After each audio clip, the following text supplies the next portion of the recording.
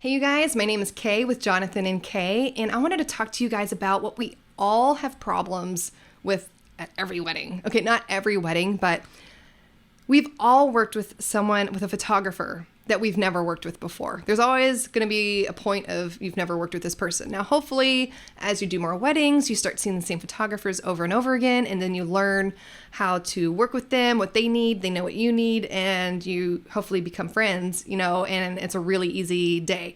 That's the perfect case scenario. That's what we go for. We really want to work with the photographer, build that relationship, and essentially become friends with them. Like I follow them, I ask friends on Facebook and keep that connection, especially if we had a really good working relationship that day. And so, but there's always a point when you haven't worked with a photographer. So I just wanted to take a moment to talk to you guys about like some tips, and to help you kind of come from their perspective as to why you feel like you might be having trouble working with them. I have done, Jon and I used to do wedding photography as well. So we've actually worked with videographers. So it was totally fun, like seeing the other side. Like I had fun seeing how other people worked, because as a videographer, you never get to watch other videographers work. So anyways, so first things first is most photographers aren't used to working with videographers. And I should rephrase that as not every wedding they work has a videographer. Every wedding we work has a photographer. We're used to it. We're used to coming in. We're going to introduce ourselves to the photographer. We're going to be really friendly. We're going to be really respectful. We're going to be really helpful.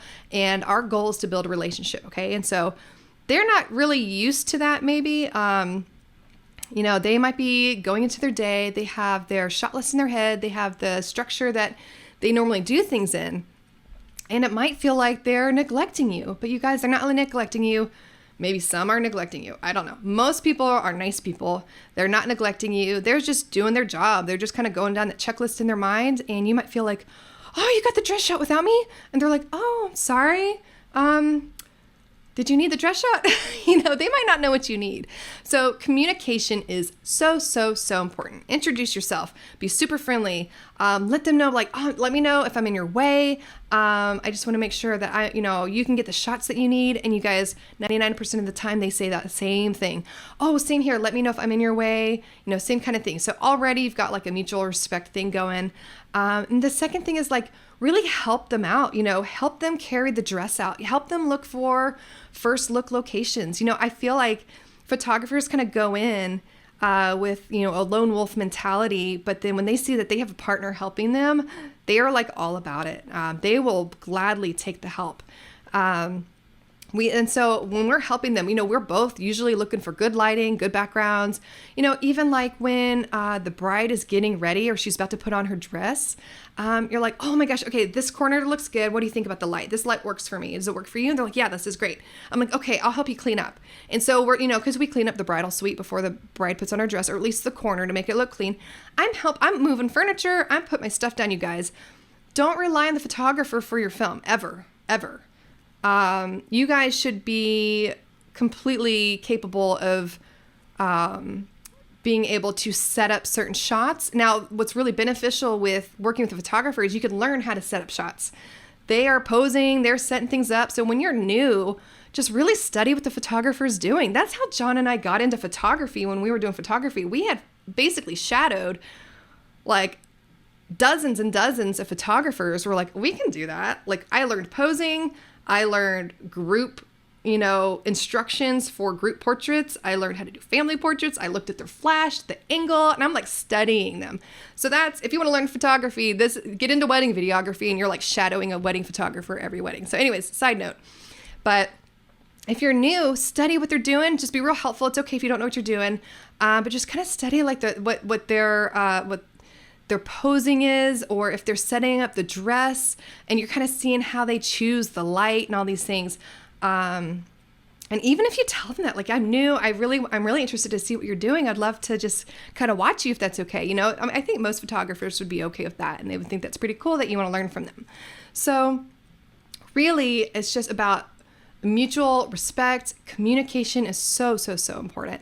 And helping them out. Don't rely on them for your film. So that is specifically for portraits, you guys. If The photographer is just going boom, boom, boom, boom to like different poses, like really fast. Like our wedding photographer, or the wedding photographer we had that we worked with last weekend, was like a machine. He was like a master at flow posing, which is great for photos, but not for video. So he had the bride going like, here, here, here, here, hold your dress, you know? So that's beautiful, you know, when she's doing all this stuff. It was beautiful photos, but it doesn't work for video. So I would just kind of hang out.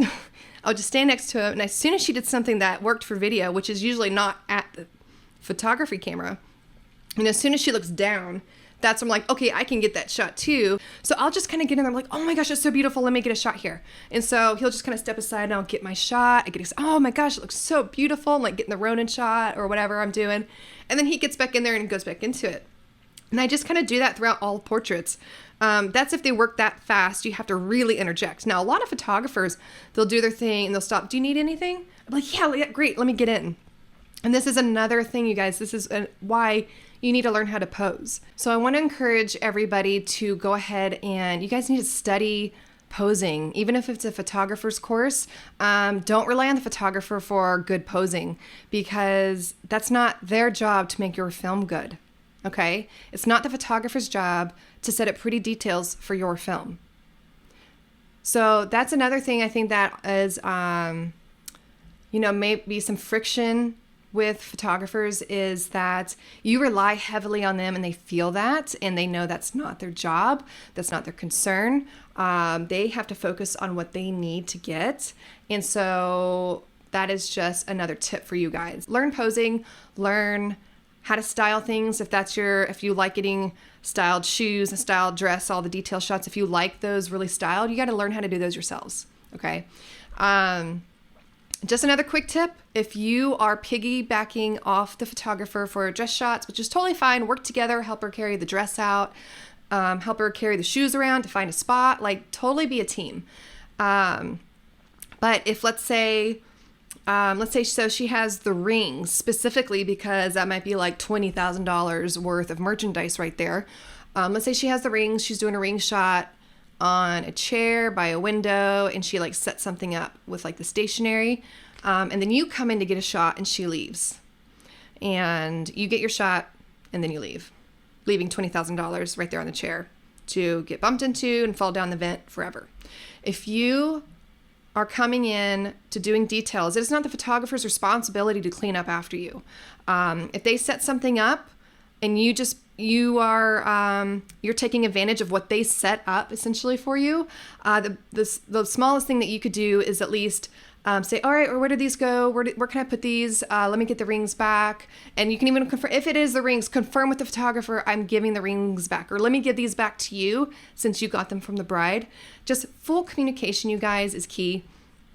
And just, again, don't expect the photographer to help you make a beautiful film. Like, don't rely on the photographer for your films, especially because they're different every wedding, usually. Now, the teams who work together, they have it made. The photo video teams, I say that is going to be like the most consistent teamwork that's possible. But for most of us, we're working with a different company every time. So if a photographer looks at you and asks if you need anything, if you felt like you got all you needed just from them directing, like, great, like, no, I'm good. That is an opportunity, maybe getting them holding hands and walking, that's kind of stuff where you need to be like front and center for. So you could do that if they're already done with the particular pose that they're in. But you guys need to learn how to pose yourselves. You don't rely on the photographer for your films. So if you like all the beautiful romantic poses, the nuzzling, forehead to forehead, kissing on the cheek, just really soft romantic stuff, learn how to do that and direct a couple yourself, because a lot of photographers don't even have that style. They're romantic. There are photographers that do more of the romantic style, and they'll get a lot of those really like under the veil, real soft, beautiful images of the bride and groom. But if they're not like that, and that's what you want for your film, you're going to have to learn how to do that yourself. I've talked a lot about the preparations. I talked about portraits. I always keep the photos in mind for the ceremony and for the formal dances. I even go as far as, I'll set my tripods up ahead of time for the ceremony, but I'll lay them down so that the photographer can get like detail shots and a wide shot. keep the photos in mind. I think that's really respectful to do that for the photographer and for the couple. And just be really mindful about that. And so even for the ceremony, we are not up front for most ceremonies. And you might be shocked that I'm even saying for most ceremonies. Most ceremonies were 2 on the side and 1 in the back. And even during the processional, my back center shot is off to either far right or far left, really high up, just to kind of get an overall safe shot. I call it a high and away. And that way it's not in my Ronin shot. Jon does Ronin following the bride in. Sometimes I do the Ronin as well. We don't want our own tripod in our shot from the back, but also that's going to be like the photographer's framing as well. So put your back camera off to the side just for processional. Play a little bit of leapfrog. That's totally what we do. After the processional's over, we move a camera, make sure it's rolling, then we move the other camera, make sure it's rolling, like rolling and safe. Then we move one to the back, and that's when it's like back and center. So even if a photographer needs to get up the aisle to get a close-up for a few shots, normally they ask, or normally they're already aware that we have 2 other shots. And so it's usually not a problem that they go up the aisle, they get their shots. Some people stand up, they're completely blocking our shot, but I'm like, they got to get their shot. I have 2 other angles. They don't, I let them get what they need to get. They're not really affecting us because we have 2 other angles. That they go up, and usually they come back. If they don't come back, if they stay standing and they stay up front, hopefully they squat. If they squat and stay up front, you can just kind of frame that back camera to where like the bottom of the feet of the bride and groom is the bottom of the frame. I mean, you have a little more space in that, but you don't need the whole aisle in that back center shot. So that gives the photographer room in the aisle to squat and sit in the middle if you're framed just above that, and then you have like more, because the back shot's going to be more wide anyway. And so you're going to get probably like the bridal party and like the top, like the decorations, and if it's outside, you're getting some trees. That's more beautiful anyways than where they're more centered or even at the top and you see more aisle. But anyway, so that gets the photographer out of the shot if they are sitting in the aisle. If they stay standing, I will go up there. They're already standing. They're already like kind of like people can see them. So I'm like, well, people are going to see me too for a second. I kind of go up there and I can tap them on the shoulder. I'm like, hey, can you squat? I'm like, you're in our shot. Do you mind coming back? Or how long are you staying up here? And honestly, I've only had to do that maybe twice. There was a time a photographer didn't move. She's shooting, some photographers shoot a whole day on a 35. So they were just going to be up front and close. You know what I do? I bring my back camera and I set it right next to the photographer so that we are right side by side, or at least as far in as I need to get so I can crop her out. So yeah, there are hurdles, you guys. There are going to be hurdles at every wedding working with a photographer, and it's just a matter of clear communication and working with them or around them. And if you just stay quiet and just let them kind of do their thing, you teach people how to treat you. So if you're going to just stay quiet off to the sidelines and not be assertive, and nicely assertive, you don't have to be mean and assertive. You can just be nice and clear communication. If you're not going to be communicating with them, they're probably not going to be communicating with you. So you teach people how to treat you. So if you respect what you're doing and you respect the shots that you need to get, they'll start respecting you and the shots that you need to get too. So now let's talk about the reception. So we are probably in the photographer shots for at least part of the entrance. One of our favorite shots that we've started getting is a Ronin shot from the back of the couple wide. We follow them in, we go up, and you see the crowd applauding. It's like this coolest, most powerful perspective. And I think for photographers who have seen our films, they get it. They don't need those first few seconds of them coming out. Now so Jon is usually the person that does that. So, and he's kind of a big guy. So what I have been telling Jon to do, so that photographer, sometimes couples come in and they raise their hands, as the very first thing. So what we do is we wait a few seconds. They go in will wait, so we know photographer, click, click, click, click, click. So they got a shot of them at the door. And then as the couple progresses, then we can kind of go in and do that shot. And then whoop, we're out. We get out of the shot. We get them from the side. So the photographer has plenty. We'll be in their shots, but they have what they need for their album. The couple never has to see those photos. We are always keeping the photographer in mind. So there was one ceremony that we had worked the previous weekend with a photographer. It was a Jewish wedding. The photographer we worked with the previous weekend was all up at the huppah, right up next to the couple. So that's where we were. We were right up next to the couple, getting like these close vow shots. It was really intimate. It was beautiful. A lot of times with huppahs, it kind of blocks the view of the couple, especially because the parents are up there, and our normal side aisle vow shots sometimes are blocked. And so I think in this particular wedding, they were blocked. Actually, I think there weren't any aisles on the side. It was like a center aisle, and chairs went all the way to the edges. So we had the option of only in the back, center shot. We could do a 2-camera shoot in the back, or we could have somebody up there on monopod. So we had Jon up there on monopod and the photographer was up there the whole time. Okay, so then as we come to the next wedding, it's another Jewish wedding. They have even more stuff. They have like all this greenery down the aisle. They have this massive greenery huppah. I'm calling that the right thing, right? It's huppah. And again, we kind of have like some blocked shots. It's a bigger room. We actually did have more space. So I think we could have gotten shots from our normal side setup, but we had come from the previous weekend working with another photographer who gets up there, gets the shots they need, and they're not afraid of being seen. And so for this particular wedding, we were just like expecting to do the same thing. So Jon stayed up in the monopod getting like the vow shots up there, and I was in the back, just manning. I do Ronin and man the back cameras during the ceremony. And well, that's for that setup. Normally we're like one on each side. I'm getting off track here, you guys.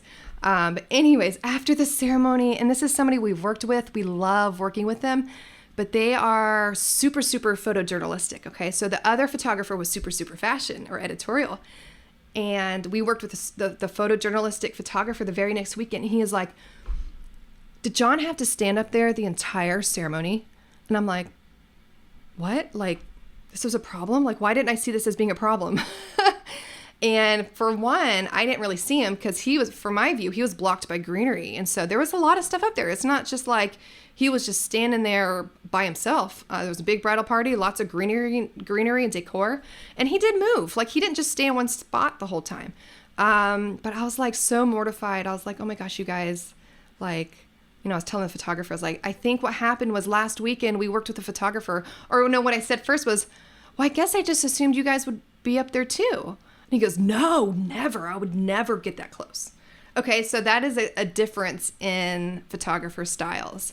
There's no right and wrong, okay? We didn't do anything wrong. We just worked with a photographer with a different style. I think the only thing we did wrong was lack of communication, which shouldn't have happened because we work with these people and we love working with them. So I think that's why he was actually honest enough to come tell me, it's like, why was Jon up there the whole time?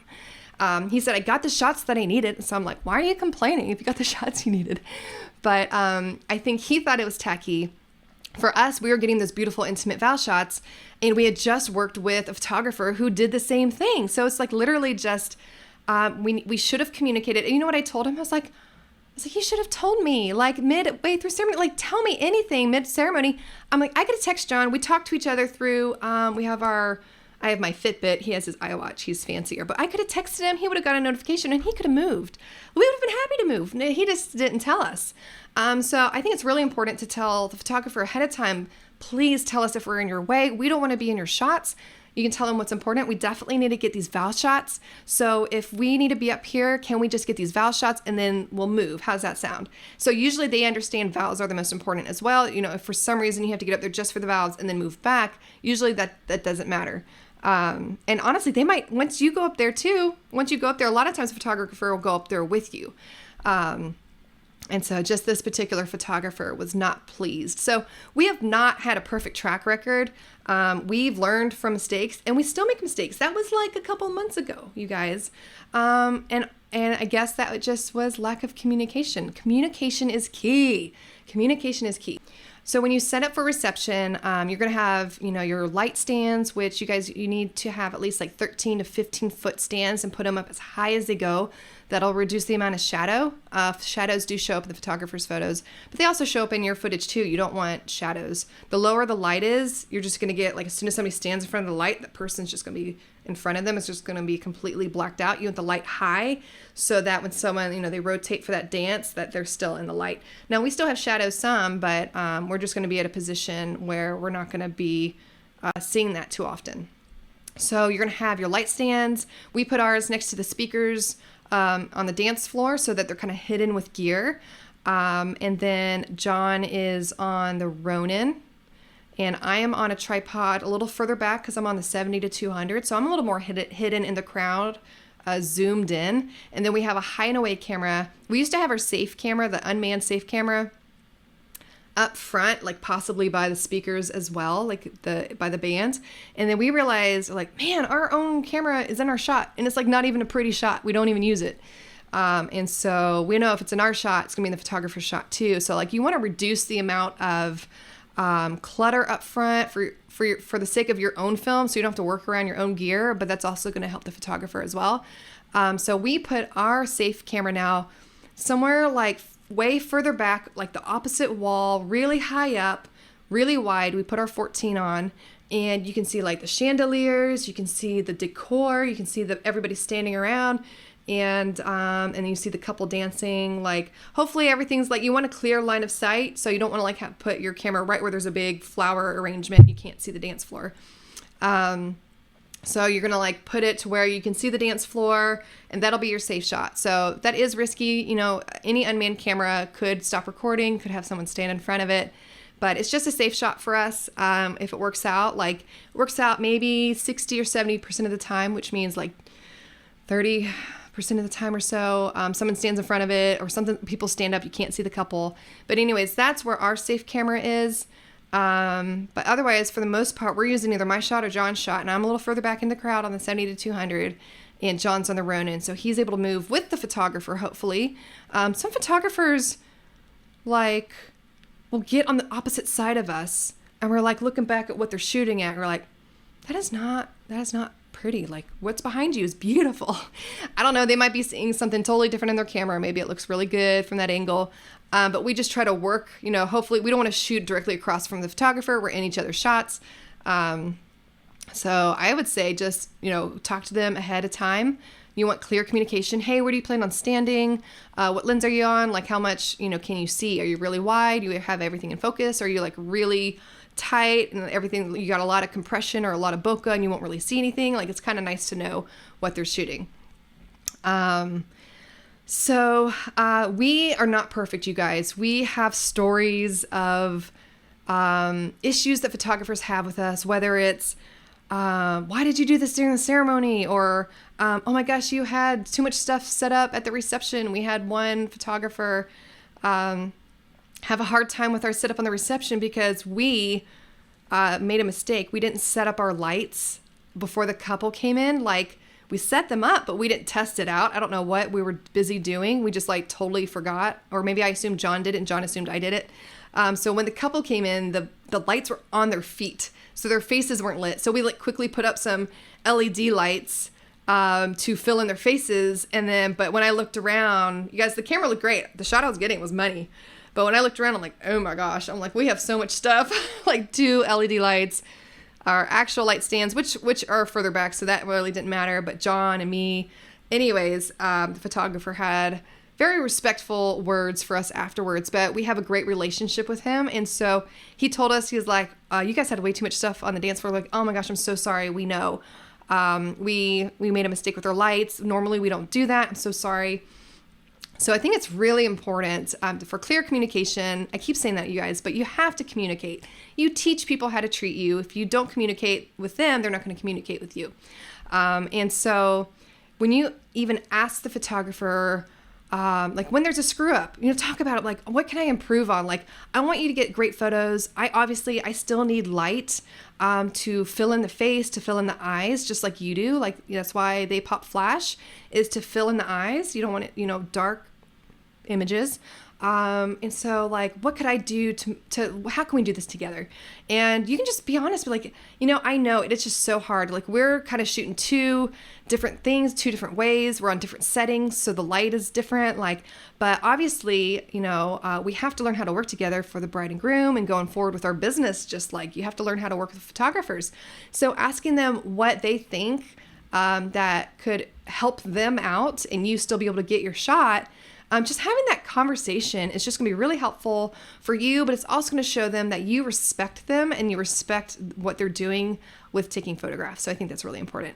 So you guys, I covered a lot. It's turned out to be way too long. I'm so sorry. But this is something that we deal with every wedding. Until you start building up relationships with other photographers in your industry who are kind of getting the same brides that you are, like, you're going to start realizing that you're working with the same photographers over and over again because you guys are targeting the same bride. Build a relationship with them, help them out with details, help carry the dress. Say, you know what I even did last weekend? It's so funny. The photographer didn't take me up on it, but I set up a really beautiful shot of the bride. She was getting in her dress and the photographer was like literally outside, he wanted outside shots of her getting ready, but she had to obviously put her dress on before she could go outside. So he was just standing outside the door and I had the door cracked open and I had her stand into the light and it was just like this beautiful cinematic, like the background was real dark and she was beautifully, evenly lit and she's like looking down and like her hair is just beautiful. She looks amazing. And I'm like, oh my gosh. And I like pop out the door. I'm like, hey, I don't want to say the photographer's name. Hey, photographer. I'm like, there's a really great shot right here. Like, if you want to like, just take a look. I'm just letting you know this looks great. Now, this was actually funny. This particular photographer just kind of looked at me like, like maybe he just didn't see like how that could possibly look good because he shoots everything outside. He's like really earthy. So he just wasn't even interested. But most photographers really appreciate when you're like, oh my gosh, you got to look at this angle. Or sometimes like during bride prep, I'm like, oh my gosh, look in the mirror. There's like this perfect like reflection here, because you're like a second set of eyes. They're over here shooting one thing and you found a beautiful shot over here. Get your shot.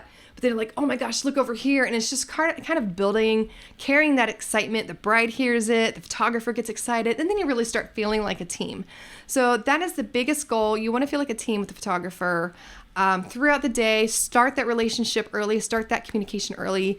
And the bride will love that too, seeing that you guys are working well together for her. So we have not had a perfect record with photographers. I don't want you to think I'm making this because we have figured it out perfectly, or that we have like a perfect track record. I'm making this because we've made enough mistakes to know, oh, we should have been doing this differently, or we should have been communicating, or maybe we shouldn't have phrased it that way. I feel like, creatives are in general are sensitive people. So if myself included, so if your photographer that you're working with is super creative, they actually might be really sensitive. And so when you tell them or ask them for something, or you need something different than what they had in mind, I don't know, they might get offended, but that's an issue in their hearts. As long as you communicated it lovingly and respectfully and the best way you could, that's you can't really help if someone got offended. Now you can just say, hey, I'm sorry, I don't know what happened back there. Let me know like what I can do different to help you be successful. I want the photographs to be amazing as well. So more often than not, we have great relationships with the photographers, and that actually, they will tell us when something doesn't work, like, hey, can you move that? Or lately, we kind of know what not to have so that we're not in their way. So just kind of keeping in mind, our stuff is big and black and bulky, and it doesn't usually match like a beautiful outdoor wedding. I've always said, I'm like, can they just make clear tripods or white tripods? Like, I think there's like big business potential there for wedding videographers, but so far as I know, that has not happened. But our stuff is black and bulky, and just keep that in mind. Obviously you need your gear to get a great film.